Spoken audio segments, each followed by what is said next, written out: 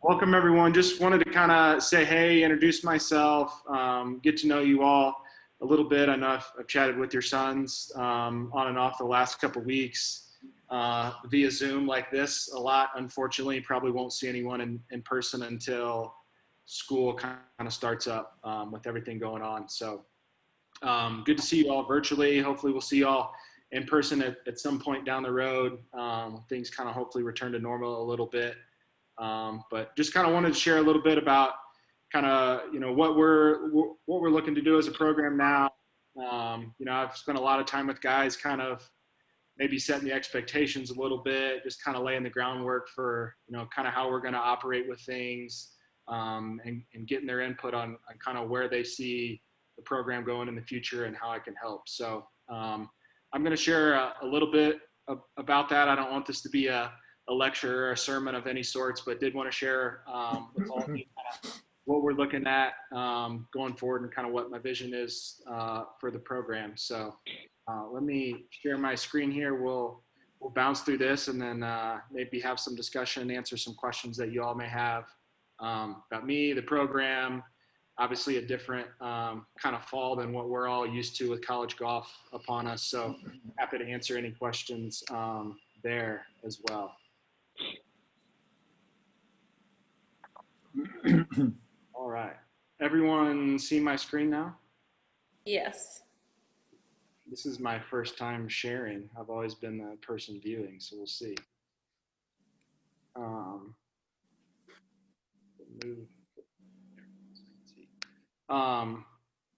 So basically what I want to share with you all kind of is what we call our MVP process. A lot of this I've learned through a mental performance coach that I've worked with in the past, have become pretty good friends with. So, this is kind of the groundwork for, I think, what we want to do. What we're doing on a daily basis should align with all of the things that we've got here in our MVP process. So, on a high level, I think our mission is just to utilize the opportunity that Denver men's golf provides to challenge all of ourselves to our limits and become the best possible version of ourselves. I think a big thing for me is, as a coach, the guys as players, is just trying to maximize the time here. 4 years goes by fast. Some of the guys are going to get a fifth maybe with all this going on. And I think everyone who's been through this process realizes how fast 4 years goes by. And it's my job, I think, to slow that down as much as possible and give these guys the best opportunity to maximize everything Denver has to offer, golf, academics, relationships with alumni, whatever that may be. So, we're going to take advantage of as many opportunities as possible and just kind of push ourselves and see what happens. I think some of the things that help us get to that mission are, having certain goals. So these are some of the things I think are kind of what we're shooting for. And I kind of asked each of your sons unprompted what their goals were personally and what they were as a team, to try to get a gauge on, kind of how just they see themselves. I think my message to them so far has been like, this is kind of a chance to start fresh, whether it's gone well in the past or it hasn't. Like, we can all kind of start something brand new, set the bar wherever we want it, and kind of start this thing over again. So, for me, I think, obviously, everyone comes to Denver with the understanding of kind of what's expected in the classroom. So 100% graduation rate, I don't think that's unrealistic for golf by any means. I want guys to come to the program, stay in the program. I don't want guys transferring out. I'm not a big fan of transferring guys in. If I'm bringing in the right kind of people, we have the right kind of culture, I think guys are going to want to stick around, have a really good opportunity, and everyone's going to come here and graduate, either play professional golf or have a really good opportunity after that. So first and foremost, I think that's kind of just the groundwork expectation in the classroom.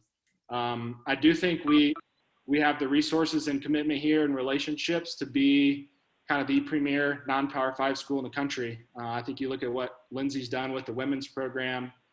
I don't see any reason that we shouldn't be beating our peers kind of year after year pretty handily, and competing with the who's who of college golf. So, and I think from hearing feedback from all your sons, they're on board with that and excited, to hear my experiences with some teams in the past and seeing what we've done to kind of take that next step to the next level. So excited to get in there and kind of start working on some of these things and creating goals, with them individually and as a team. But I think these are the things to me that are really important.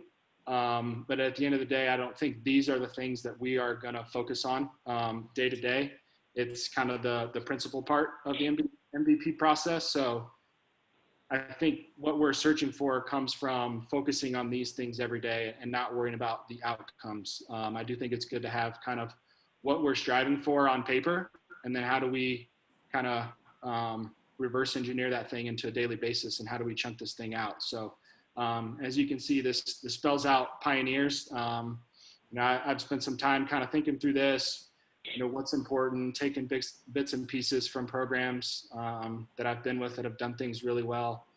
And, I've been with teams that have all these words and nobody knows what they are. Nobody talks about them. This is something that we will touch base on frequently. And guys will know this by heart, and it will be kind of what we do on a daily basis. So it's not going to be a slideshow and then, we never talk about it. We never do it. So I think it's really important for you all to know this as well. For me as a coach, I need to operate under these same principles. And I think the guys and I operate on the same page will be really successful. So I talk about being present.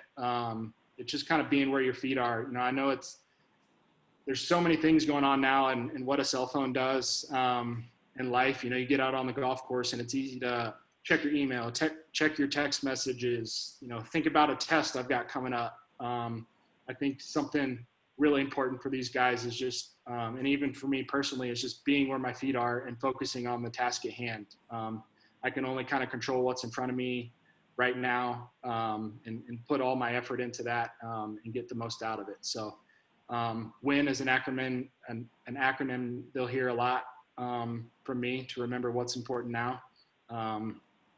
And some of you all maybe are aware I'm super prepared. I love planning. They're all like filling out calendars now. And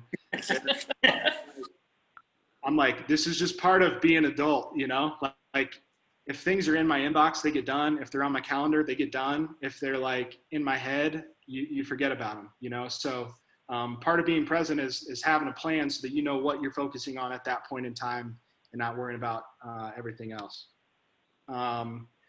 Integrity, I think, is going to be big this fall.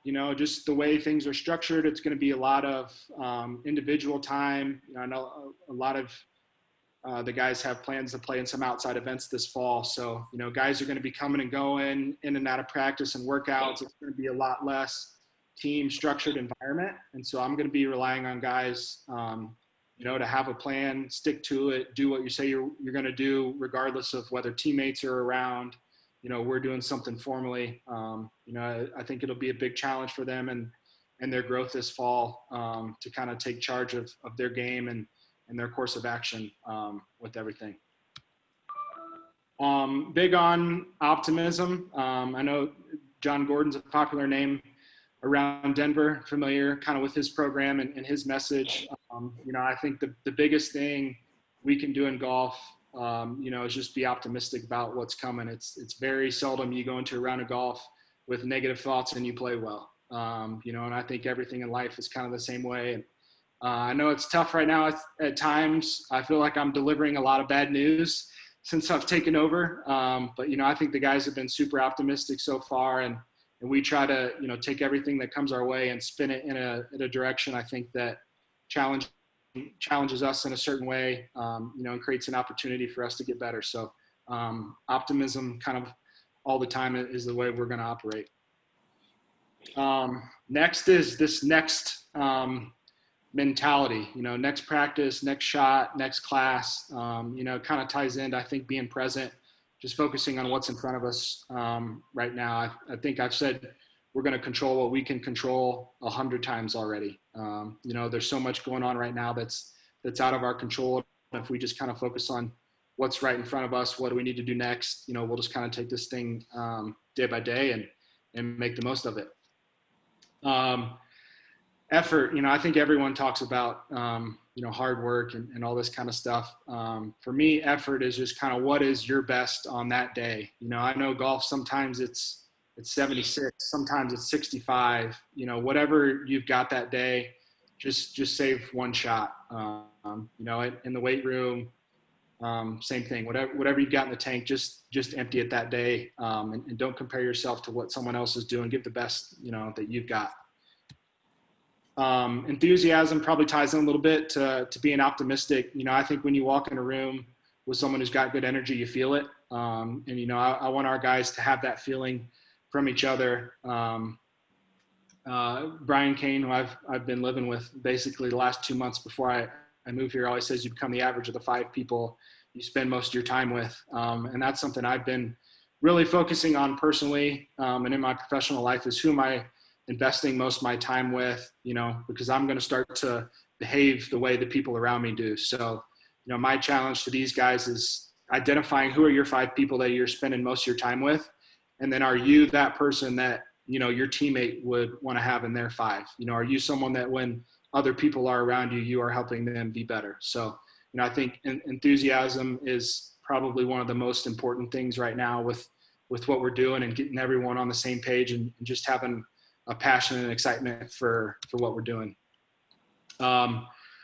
Resilience is probably going to be tested as much as anything. I think this fall with everything going on, but adversity is kind of the way we grow in life. I look back to, opportunities that I've missed or got passed on, in my career, whether it was a player, as a coach, have taught me things that I probably wouldn't have otherwise learned along the way if everything was sunshine and rainbows. So, we'll take any kind of adversity and figure out how we grow from it. What is it that we're supposed to learn? And we're not gonna, no BCD, no blaming, no complaining, no defensive with teammates. We're gonna be about solutions, not complaints.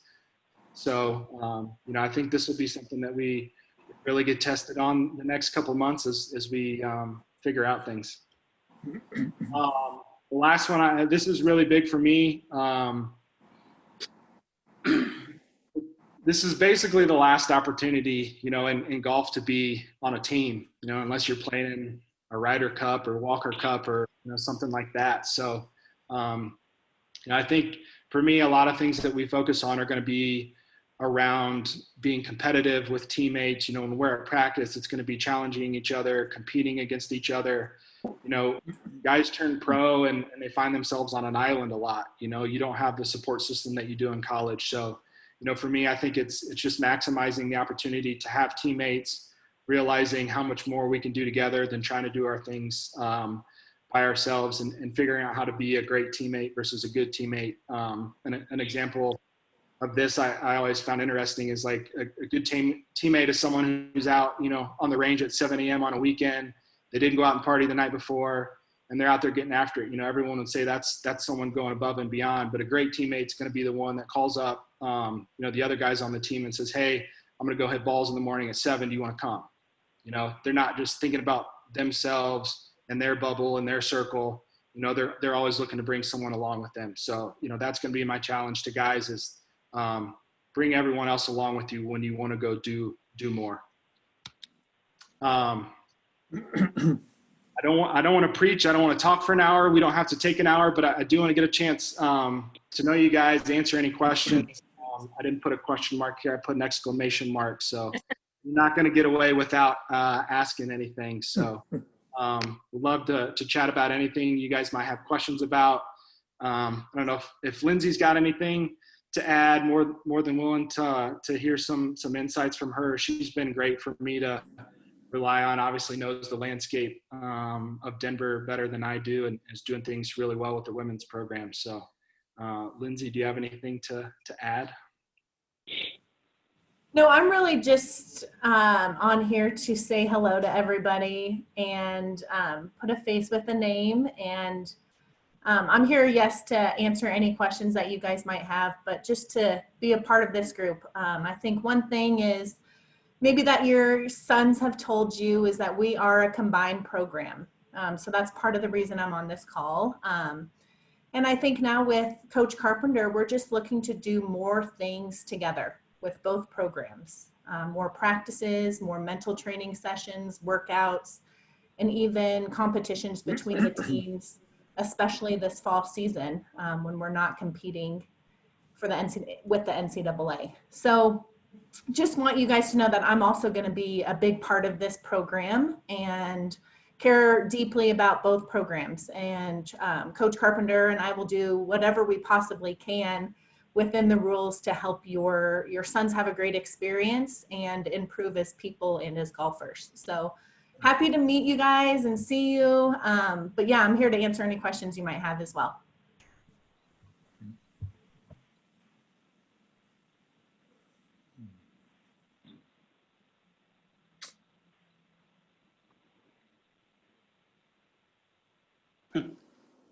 Coach, Yeah. this is Guy and Cindy Griggs. I was just curious, when will you be able to spend time with the boys in person? Do you know that yet? Planning on when class starts, basically, is when our classes start for in-season activity. The department right now is basically operating with the idea that the only time we're gathering in person is kind of for mandatory practice or workouts or whatever. Most other meetings are going to be, virtual like this via Zoom. But, my plan is, I guess to give you kind of an outline, I think, of what a week is going to look like this fall. Hopefully a weekly mental training session on Mondays with Brian Kane. Tuesday and Thursday, we're going to work out in the mornings with Lindsay in the women's program. And then kind of Tuesday through Thursday afternoons are going to be very individual. I've got a one-on-one meeting scheduled with each player at some point between Tuesday and Thursday each week. So we will have some one-on-one time, whether it's via Zoom, in person at the golf course, kind of if they want to work on something, if they want to talk about something. But we have scheduled time each week where they have access to me, and we're all in for 30 minutes on whatever we need to figure out that week. So, and then Fridays, whoever's kind of in town, we're going to set up some golf, go play somewhere, just compete, have fun. I'm planning to play with the guys as much as possible, get my game back in shape a little bit. Like Lindsay said, try to do a couple things with the women's program and compete with them. Since we both, I don't think, are going to have full roster on campus this fall. So that's kind of what a week looks like right now. It probably will be less face-to-face contact than any of us would like, but we'll certainly have some once school starts.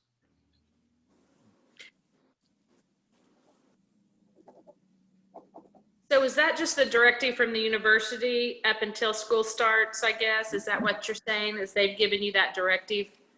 No really in person? Yeah, more or less. I don't know that it's a written rule. It's just more of, no reason to add more risk to what's going on right now until we kind of get the season moving along. So, we'll do everything kind of virtually until less than 2 weeks when class starts up. But, we won't be like sitting down as a group, as a team meeting anywhere. I don't think at any point this fall, probably, maybe out at the golf course on the tee 6 feet apart. We'll get a group out there, but yeah, most stuff's going to be practice in person, but meetings will be kind of via Zoom, and one-on-one stuff probably be a lot via Zoom unless it's at the golf course. So if they happen to be out at Highlands Ranch practicing between now and the first part of school and you happen to be out there, you can at least talk to them? Yeah, so we can, I'm actually getting tested tomorrow. I have to get kind of in the bubble yet.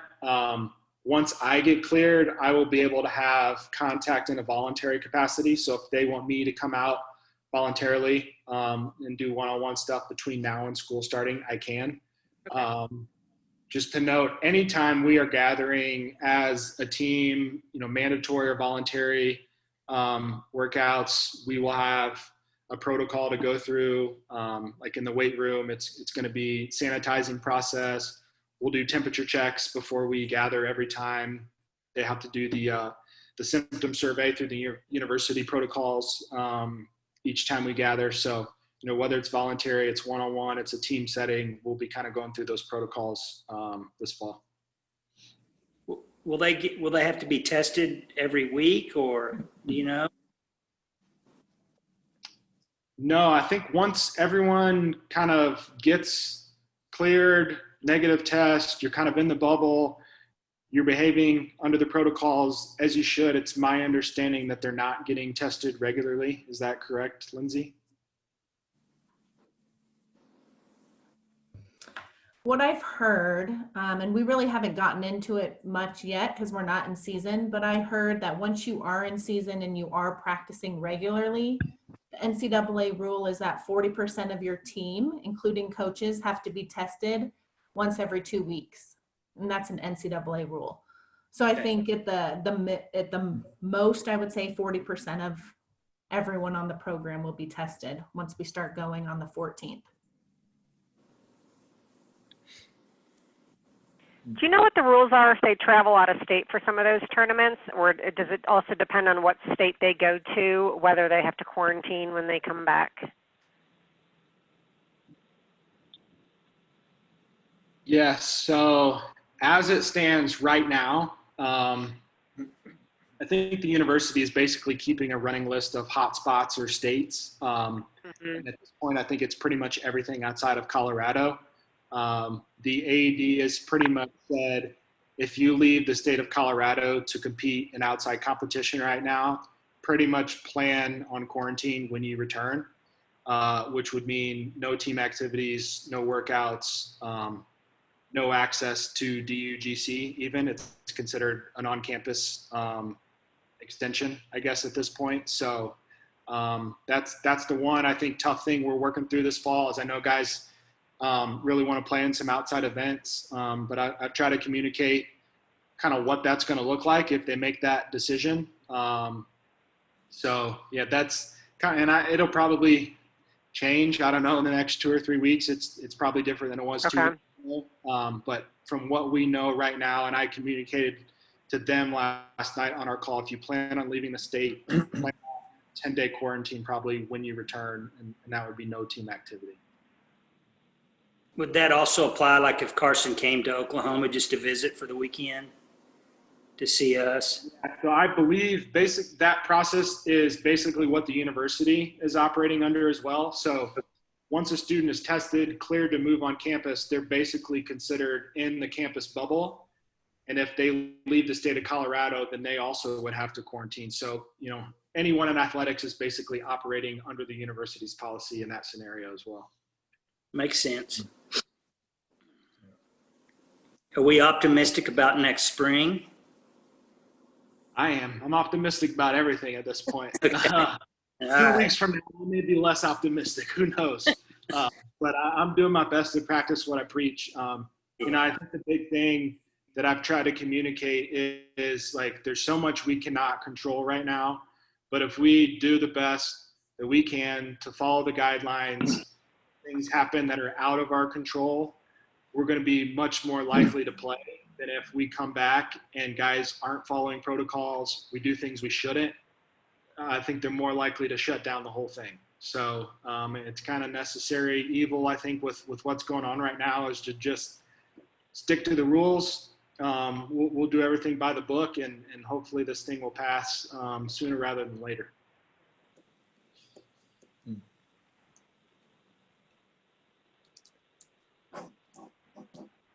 Craig, Mike Sand here. If it comes to pass that you have a spring season, have you changed any of the schedule that was existing from last year? Have you changed tournaments or plan to go to different places? Or I haven't. I've kind of ran through maybe a dozen different scenarios at this point, depending on what the budget number is, what travel restrictions may or may not be, what NCAA rules might change as far as minimum, maximum competition. And there's just a million variables right now. There are some teams who are planning to host this fall that have moved some events to the spring. So I think at some point tournaments will change, either be added, dropped, moved around, but I haven't made any changes as of yet. okay, thank you.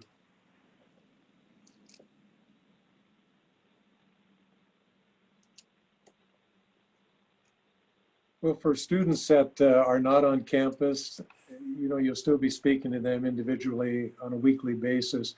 Are you establishing kind of a workout schedule or any particular program that they should be following other than what they plan to do on their own? Yeah, so anyone who's not on campus, basically we'll do kind of the virtual meeting on Monday as a group, and then we'll do kind of our one-on-one virtual meeting through the week. Lindsay, correct me if I'm wrong, but if you're off campus, I believe we can't mandate activity like we do on campus. So I can't really like give someone a practice regimen and have them report back to me, is my understanding. So they'll be a little bit on their own, like I said, to kind of work through things if they're off campus. They're certainly willing to help them write up a workout program, help them come up with a game plan on what they want to work out, week to week with drills if they're competing, trying to identify things in their game, whatever it may be. So it will be a little bit tougher to kind of operate, at least the way everything is written now. All right, thank you. Yeah, I was just going to add. So on the women's team, we actually have 6 players out of 10 that are staying home. 4 are from Europe and 2 are from California. So with those 6 players, we can't do anything technical, any skill instruction, and they can't report back to us about how they're doing in the weight room physically or with their golf games. That's an NCAA rule. So if you're home, we really can't coach you. But obviously I trust and Trake trusts that everyone is working hard and practicing and competing, but that's the NCAA rule.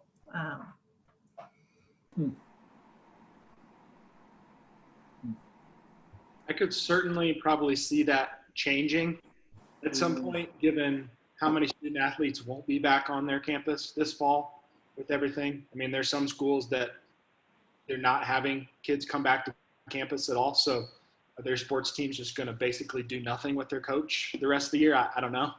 So, I hope at some point maybe that changes so we can be a little bit more helpful. But yeah, that's unfortunately how it stands right now. Okay.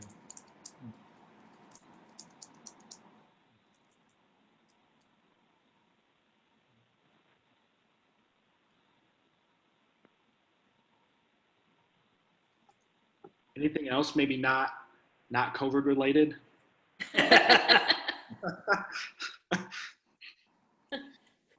What else is there?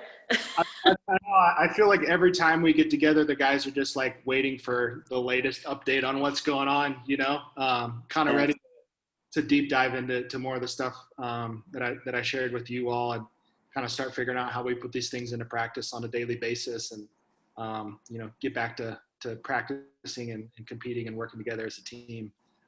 But, easier to kind of lay the groundwork, get all these protocols figured out on the front end so that we can get started and hit the ground running 2 weeks from now when everyone's on campus.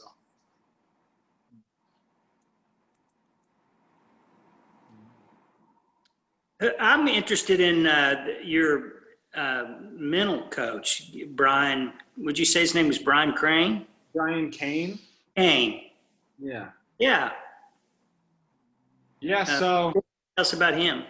Yeah. So Brian and I have an interesting relationship. I had no idea who he was. I was a couple weeks on the job at Marquette, and he comes rolling in one day, and I'd kind of heard rumblings from the guys, be ready when Brian walks in the room. And when Brian walks in the room, everyone knows that Brian's in the room. And this was probably 5:30, 5:45 in the morning prior to workouts. And I was kind of more of I go in the office, get my emails and all that stuff done while they're working out. The weight room was literally 5 feet from my office. So, they're in there working out. I get my emails done and, I'm kind of present the rest of the day.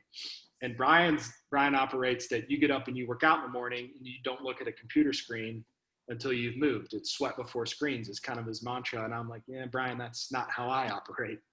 And we got off to an interesting start. Worked with him briefly at Marquette, kind of on and off for 2 years. And then we had organized a trip to Scotland with the team and needed someone kind of last minute to jump in. And we reached out to Brian and he's like, sure, I'll come.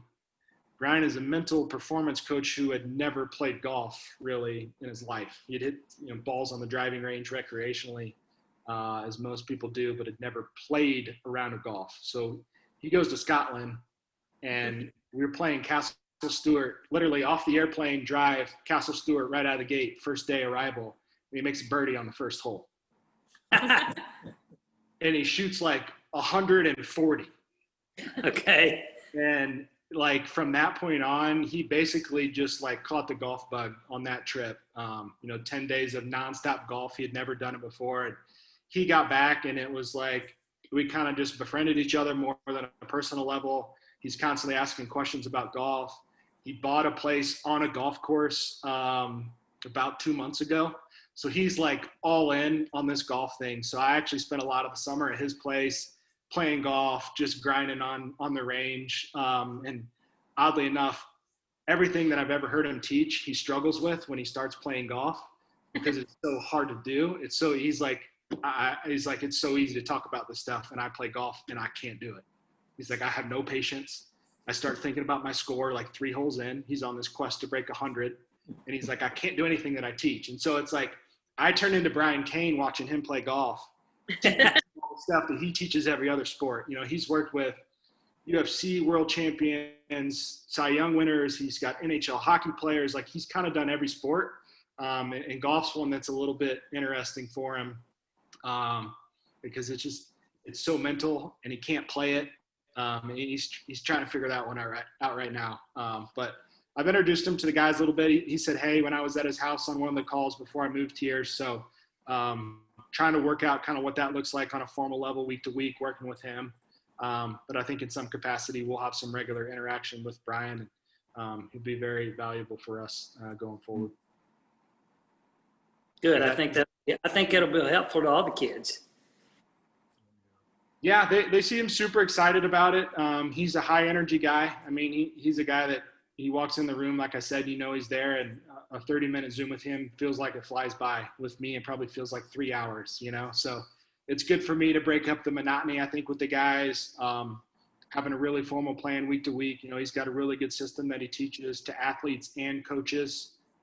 He's actually got a certification program for coaches to go through. So I'm familiar with kind of what he does. I can certainly teach it. He's a lot better than I am at it. But I think we have a similar message, so it'd be really valuable, I think, for us going forward.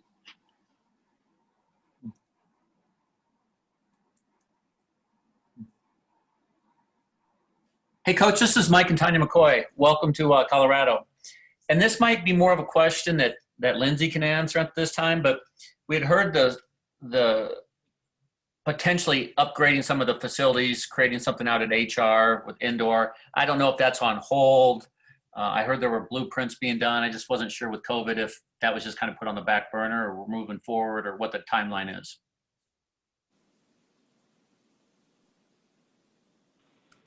Yeah. Hey, Mike. How are you? Doing great. Thank you. Good to see you.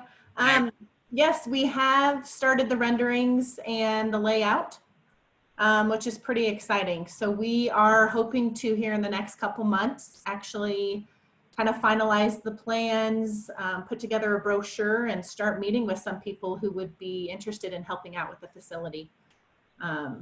With the whole COVID, we were kind of delayed there for a little bit, but something that both Coach Carpenter and I really believe that we need, and to help continue to grow both programs and get the best players in the world and prepare them for the tour. So we are excited about it and ready to start sharing it with people. But yeah, we will hopefully soon get that information out. Would you say you would hope to break ground in X amount of months, or is it years, or realistically?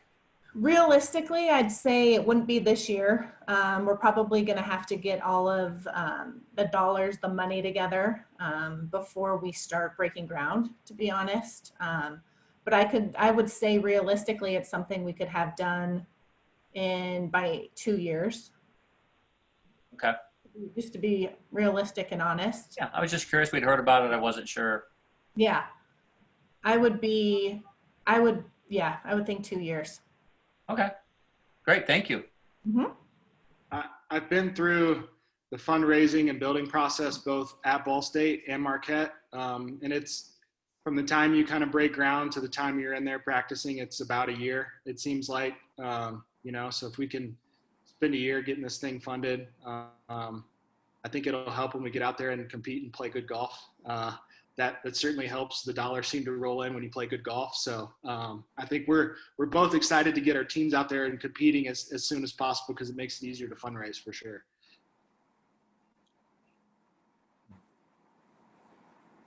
Can you be at all specific about what the improvements are going to be? I mean, generally speaking, or specifically speaking, I mean, what do you have in mind? An extension to the Highlands Ranch Golf Club, or? Yes. So definitely a building with indoor technology, hitting bays, just more access and more space for just the golf teams. We haven't really gotten in depth what the inside of the building would look like, but meeting space, we want a place where they can work out, coaches' offices, but most importantly in those hitting bays, technology like a sand putting lab,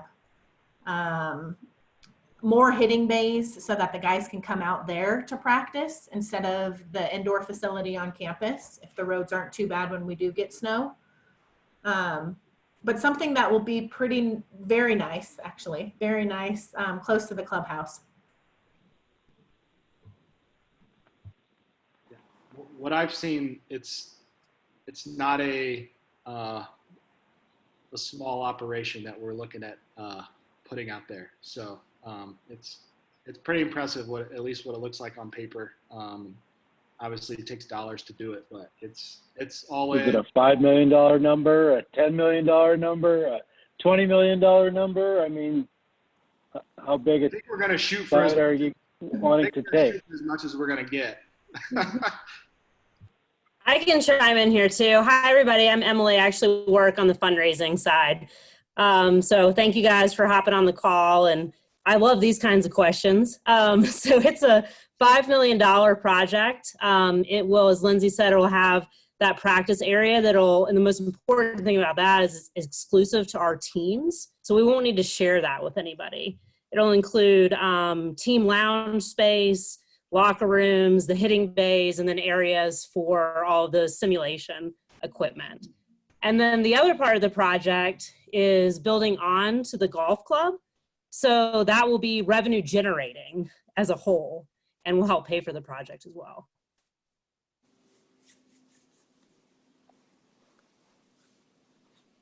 So, and then I'll hop on. Good. So it's just a modest size check you're going to need to write, Mike. Mike, you'll be the first one I send our brochure to. Okay. Hopefully my wife's on that too, to help me out a little. Yeah, I mean, if we want to talk optimism, I think the one bright side and the opportunities we'll have this fall for Lindsay and I is to start, working on some relationships. I've played more golf in the last couple of weeks than I normally do. So it's been good to get out and meet people, start building some relationships, even extending some of those. Eric was great at leaving us with, a really good group of kids, a lot of really good relationships. So, I'm working with him to continue a lot of those. I plan on him still being pretty involved with what we do, maybe not on a formal basis, but, especially me personally, and, continuing a lot of the great things that he's done and the people that he knows in the area that are really beneficial for our program.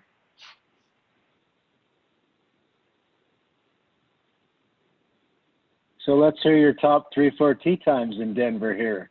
You've been to Denver Country Club and Cherry Hills and Colorado Golf Club, I assume.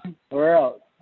I played, my first round was at DUGC at Highlands Ranch. I played the par 3 course at Cherry Hills, and then I played Cherry Creek today.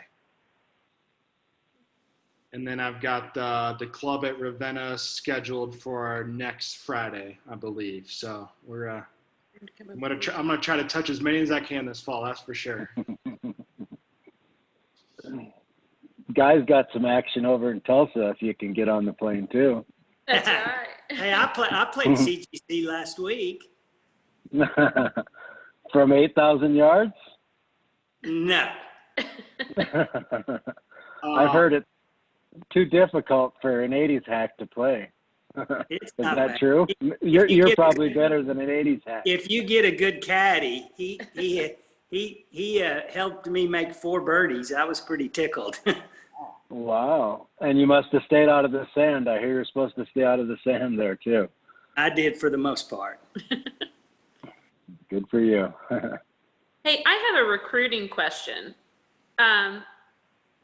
Obviously, if there's no tournaments this summer that coaches have really been, well, there were tournaments, but how do you feel like moving forward, Coach, that you'll deal with recruitment if worst case scenario, we continue this for a lot longer than we hope to or not? Yeah, the general feeling is that the recruiting dead period is going to be extended through January 1 through the end of the year. I'm kind of approaching this whole thing with the assumption that that will happen. And basically with the 21 class at this point, I'm being pretty honest and saying I honestly have no idea what direction we are going to go with this class at this point. You know, I'm like, we've got 3 seniors in a normal world, normal year. I think we'd bring in 3 freshmen. I have no idea at this point if it'll be 3 seniors come back, we bring in no recruits. Maybe we do bring in 3 recruits and no seniors come back. You know, a lot of that is going to have to figure it out in the next couple months. You know, scholarship stuff, budget stuff. Can I get out and watch kids play? Can I not? You know, it's going to be tough for me to sign someone up personally that I've never seen play golf. I think that's tough, you know, unless someone is really just knocking it out of the ballpark. I feel great about it. You know, I do have one prospect in 21 that I've had a prior relationship with that I feel comfortable, that I've kind of offered a spot to, but no kind of scholarship opportunity or anything like that. At this point, I'm like, I don't know what's on the horizon, but we've got a spot in TBD on what it looks like going forward. The 22 class, I'm hoping things are somewhat back to normal, you know, able to get out and watch those guys play in the spring and summer and kind of get back on a normal recruiting schedule. But, you know, obviously this kind of 5th year piece coupled with the lack of opportunity to really recruit is an interesting one. So, you know, I'm sure we'll be having conversations with some of you and your sons trying to figure out what we're doing kind of with that 5th year opportunity for a lot of you. So It's not easy. We'll figure it's just one of those things. It's hard to, like, all I have is the information right now and it's going to be different in a month and 2 months and 3 months. Yeah. You know, it's just kind of communicate to everyone that's going to be fluid. And we're going to just kind of have to be patient. You know, a 21 class is probably going to be signed in April versus November right now. You know, it's just the reality of things. But, you know, a couple of the seniors have expressed the interest to coming back. So, you know, we'll kind of work through that this fall. And then probably the recruiting class will be as a result of kind of what happens there is my thought right now. I have a question about the relationship with TaylorMade. Do you see that relationship continuing on for the kids? I have no idea, to be honest. I know Eric was TaylorMade staffer. I have no real affiliation. You know, I'm not a PGA member. Never formally really been on staff with anyone. Callaway was really good to us at Stanford, so I've got a pretty good relationship with them personally. I do have some experience with TaylorMade. Edric Manis was a Marquette alum, so he was very generous with us at Marquette. So, you know, I'll certainly do my best to help out in the equipment department, rely on my relationships plus what has worked in the past. But yeah, probably pretty open-ended right now with kind of what relationships look like. And I know You know, a lot of manufacturers have really tightened up, you know, what they're handing out these days. So, you know, I think it's all going to look very different going forward than it has in the past when it comes to manufacturers handing out equipment. So, you know, that one will certainly provide the best opportunities we can, and I'll do my best to have as many manufacturers on board and provide the guys what they need. Okay, thanks. That's one thing that also helps playing good golf. Yeah. So, yeah, that's one thing. If they want all the stuff, you know, go out and shoot the numbers. It's an easy one to solve if you play well.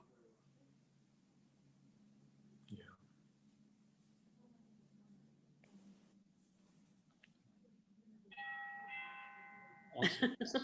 Is that our signal? It must be.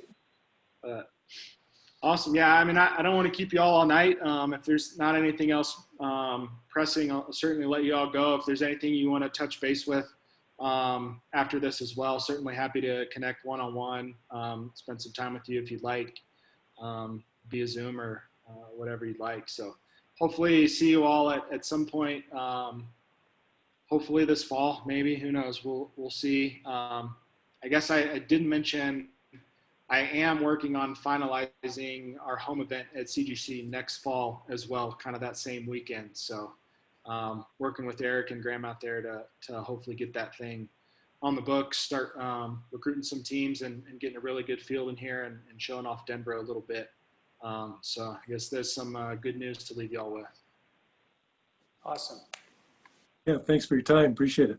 Thank you. Thank Yeah. you. Thank you. Reach out if there's anything else I can help with. Sounds good. Thank you. Thanks. Thank you. Take care. So, yeah. I don't know how to do it.